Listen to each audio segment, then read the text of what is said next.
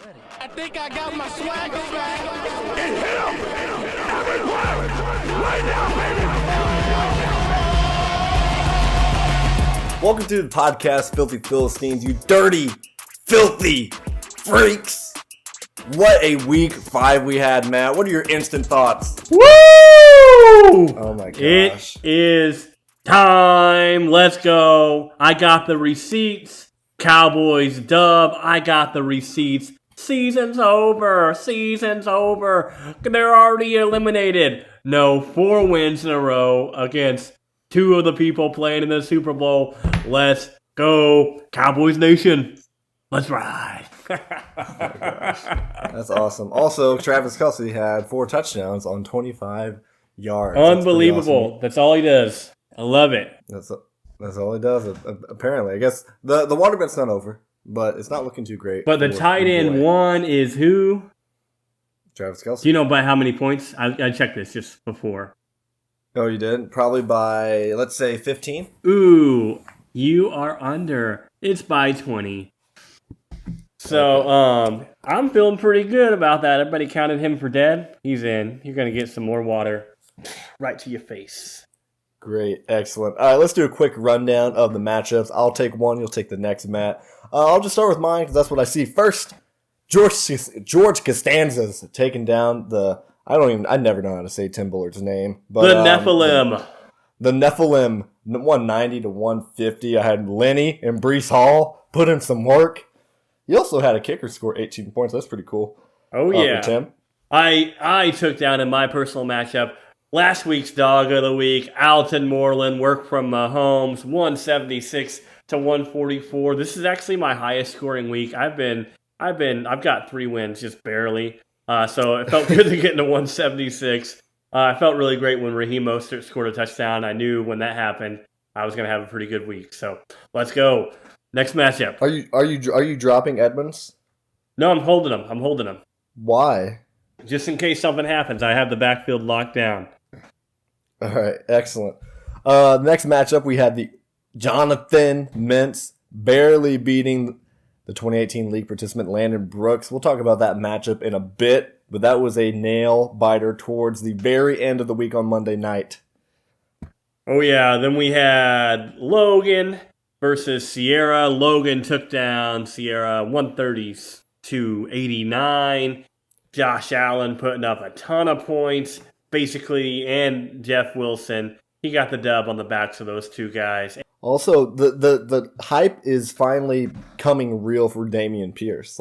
Oh, yeah. The hype was crazy in the preseason, and then it dipped the first 2 weeks. And Dameon Pierce, I think he's 5th in rushing yards. That run was insane. He had that one that was, incredible. I saw all the highlights. I don't know if you saw that. I think he had the most broken tackles in an NFL game, ever, I think. Yep, that's what I heard. Let's go. That is insane. And the next matchup, we had Austin Tate with his first ever loss. Tyler Chance handing out those L's left and right. Let's go, Tyler. All that negativity from Matt Porritt. Tyler Chance has said, hey, I'm going to be the best fantasy football team in this league. And you know what? He beat the best, dominated the best. He did. We'll talk about him later on in the show. Hey, there's no hate for me. It's all love. I just said he's handing out those L's. Oh, it's all right. love now that he's doing good. All love for my best friend, Tyler. So, love it. Hey, we got some awards to hand out like we always do. It's Please, time. let's do it. Let's start negative. It's time for Weenie Hut Jr.'s Weenie of the Week. Weenie. What? But I'm not a weenie. I'm sorry, sir, but my sensors indicate that you are indeed a weenie. Weenie. And this one Matt, right here. I'll let you do this one. Matt, I will let you do this The Weenie of the Week is none other than Scantily Clad Dad's Sierra Porritt. She's got the biggest weenie of them all. Okay. That's not being cut. No, you you can keep it. She's got the biggest weenie of them all. Or it's the best looking weenie I've ever seen. You can keep either of those takes. I practiced those. Anyways, Great. Yeah, so you marked up here, there's a weekly average score of 148. That's the average score. She was very far under that. 89 points. That's awful. Darren Waller getting knocked out early killed her. Zeke has been killing her all year. Just nothing. You hope he falls in the end zone. It might have happened one time this year. Every player is playing in just kind of an okay fashion. She made some, let's just be honest, guys. I think next year we're gonna have to find a new league mate. I'm just saying. I think she's checked out. I think we're gonna send her off the pasture. She's relatively active. She's active on the waivers. I just think she had bad luck. I mean, Melvin Gordon has that whole backfield. Didn't play that great because that offense isn't great. Jamar Chase, the Baltimore Ravens was not going to get beat by Jamar Chase 3 times in a row. We've thought about this for 11 months. This matchup against Jamar Chase. So him getting 12 points is more than I thought. The thing is I still think she has like a decent team. I mean, she does. Yeah. We'll see. Let's move on. Let's get positive. Tell me about the dog of the week. Dog. Dog. He's a dog. Man, dog is a dog. Absolutely. This dog of the week might have some rabies. This week's dog of the week is Tyler Chance. And let me tell you, he had 217.3 points. That's a Great Dane. That's a Great Dane. That's the highest dog of the week in Filthy Philistine history for the year 2022. By 10 points. Question for you, Austin, real quick. Coming into Monday night, did you think you had the dog of the week secured? I did. You did. I was kind of excited. Because you had, 209 or something? You're around there? It was 190. But, yeah, I was like, oh, great. Maybe this will be the week. He had some guys go off. Go ahead and talk about that on Monday night. Oh, he had Travis Kelce, which is just an incredible stat line just to look at. 25 yards, 4 touchdowns. Actually, I'll say the whole line. 7 catches, 25 yards, 4 touchdowns. Like, that is insane. It's highly inefficient, but he was just a red zone threat. Justin Jefferson just being the best wide receiver in football, I still believe, because Cooper Kupp, it might be higher than him on points and higher than him on receptions, but he's not being force-fed targets. I think Justin Jefferson, like the ball's being spread around a little bit better in Minnesota. And Josh Jacobs, 2 weeks in a row, having near 30 points. So those are just 3 wham, bam, thank you, man. Lamar had a down week, and he still scored 217 points, and I think that's pretty scary. Looking forward, Lamar, his best player. That's what I was just looking at. Like, he scored the highest of the season, 217. He had a total of 24 points from both of his quarterback spots. Right. That's one quarterback. So essentially, he could have benched the quarterback and had a normal quarterback week and still scored that. He's got a solid team. I hated this team at the beginning. I didn't like Josh Jacobs, didn't like Amari Cooper, hated DJ Moore, hated Tyler Lockett. I was wrong about all those except for one. That's DJ Moore. With being DJ Moore, but he might get traded. I mean, yeah, that might happen. So, I mean, he's got a solid team. Yeah, we'll see. Great job, dog of the week. I will say this. This is advice that I shouldn't say out loud, but historically speaking, wide receivers that get traded mid-season don't do great that same year. Maybe the next year they'll do okay, but that in the mid-year trading is horrible for the NFL. It might work out in the NBA, MLB, but you really need that good culture. You need to understand the culture of your team. You just can't, jump in and just ball out. It's a lot harder to do in the NFL. All right, let's talk about a close matchup. We had some blowouts, but let's talk about the closest matchup of the week, which was the Jonathan Mintz versus always number 2, never number 1, 2018 league participant Landon Brooks. It was 150 to 144, and you know what I know that Alex Dawson was sweating that Monday night game. I don't know if you saw him in the Slack channel. He posted something about he was going to commit. What did he say? Scooter ankle. The scooter that spun around like back in the day. Yeah, I had to go look up what that was. So sorry. On Urban Dictionary. Yeah, I was like, what are these kids saying? I'm so old. Yeah, but Devontae Adams just went off. Still didn't get enough points for Landon. In my opinion, Harbaugh made a bad decision last week against the Bills was quote unquote, it was a bad decision. I thought it was a great decision going for it. Now this week, Josh McDaniels and the Raiders not kicking the extra point, going for the 2-point conversion instead of making it 30-30. The defense was playing pretty good. They just couldn't stop Travis Kelce in the red zone. I think they should have tied it. I think it could have potentially went to OT, giving Adams a couple more opportunities to get those 6 points.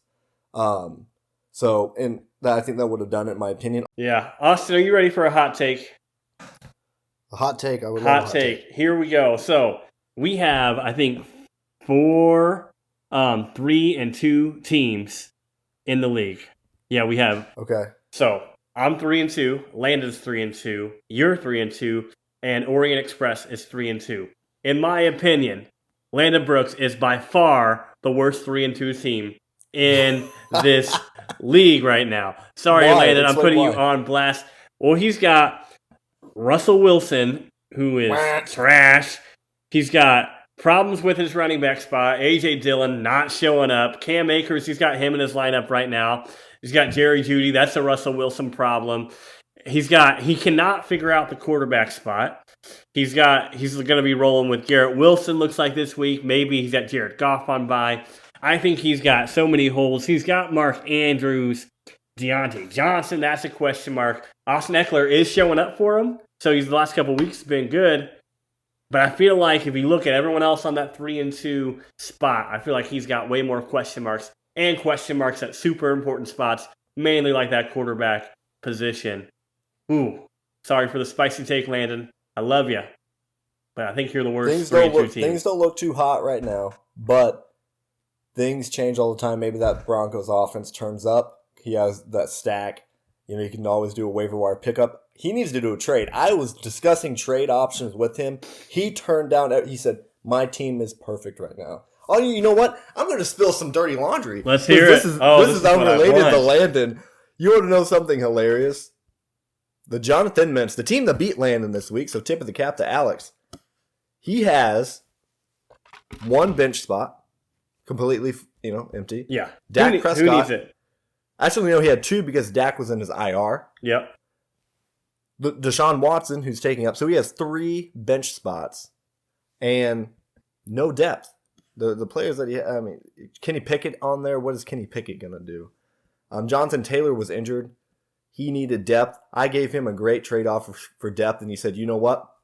Come week 13, look at my team. Look at how my team's going to look in week 13 with the players I have. I said, you know what?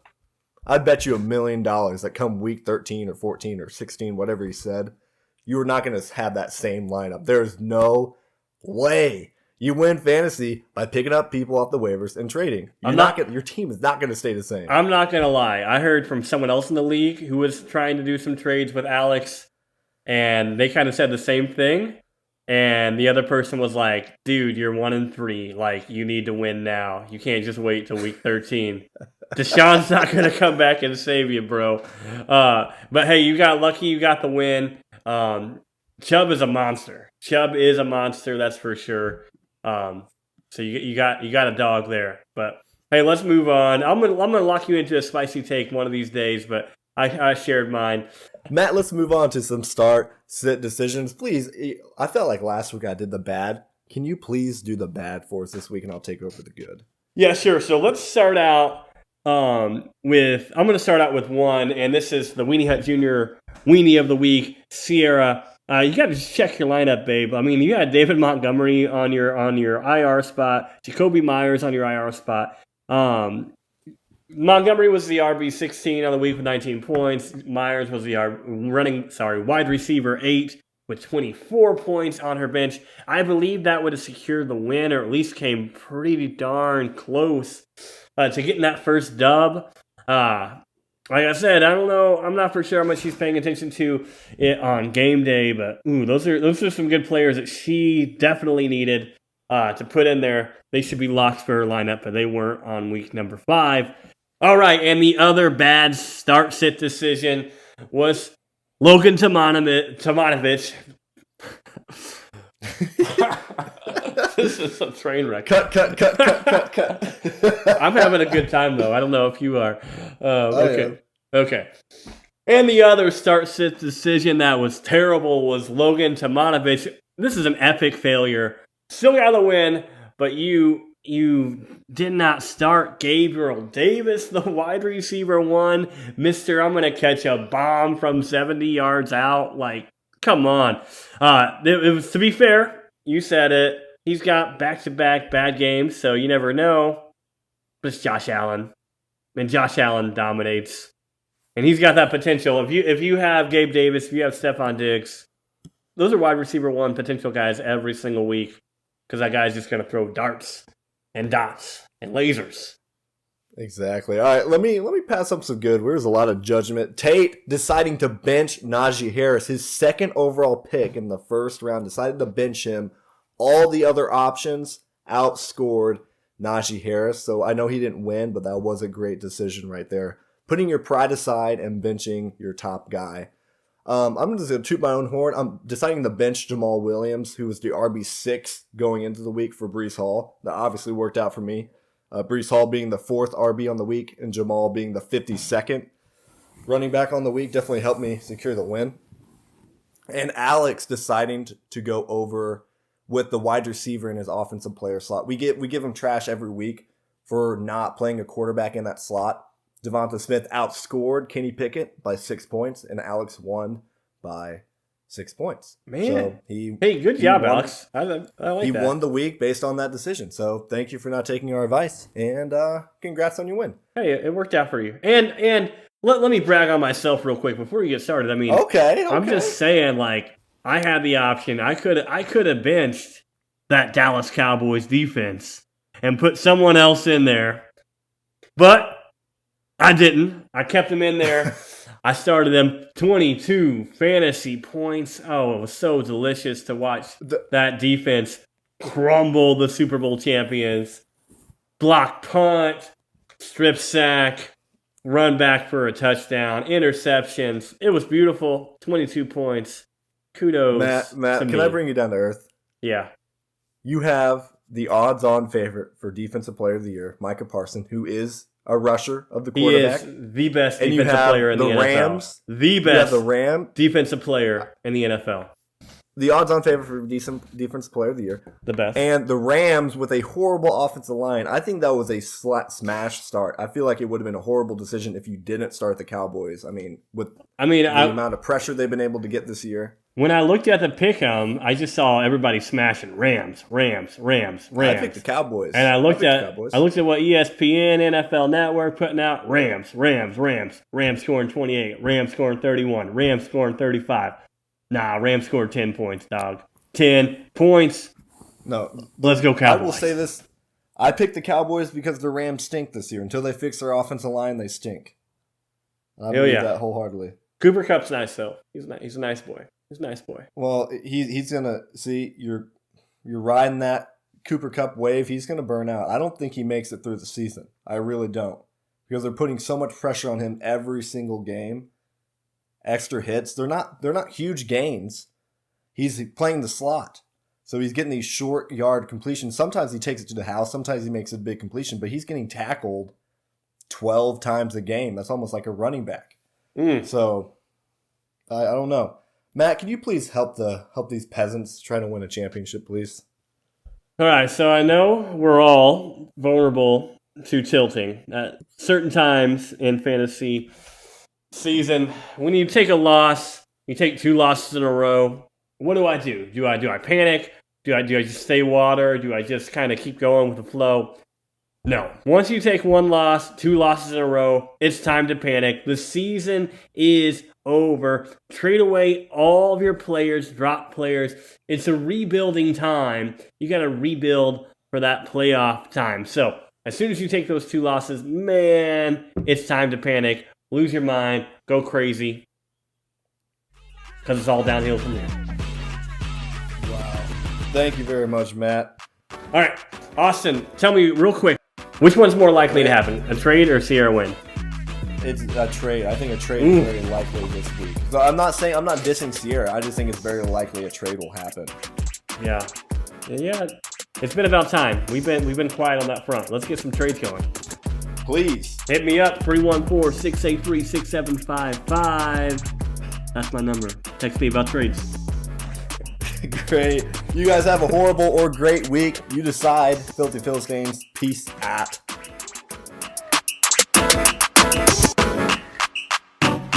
Nice. Well, I had fun. I don't know if you did. I enjoyed myself.